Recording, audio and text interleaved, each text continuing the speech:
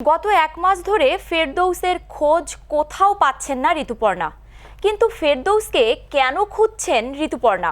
বিস্তারিত দেখুন নাইম খানের ডেস্ক রিপোর্টে।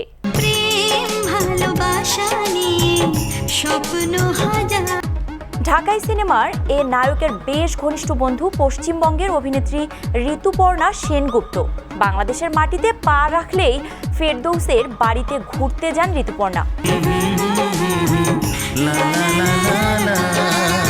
তবে আওয়ামী লীগের পতনের পর বিগত এক মাসে ফেরদৌসের সঙ্গে যোগাযোগ করতে পারেননি এ অভিনেত্রী। প্রিয় বন্ধুকে নিয়ে বেশ চিন্তিত তিনি। ঋতুপর্ণা বলেন, গত এক মাস ধরে ফেরদৌসের খোঁজ পাইনি, তবে হোয়াটসঅ্যাপ নাম্বারও বন্ধ পাচ্ছি। প্রত্যেকের আলাদা আলাদা রাজনৈতিক দলকে সমর্থন করার অধিকার আছে। ফেরদৌসও সেভাবে আওয়ামী লীগকে সমর্থন করেছে, সংসদ সদস্য হয়েছে।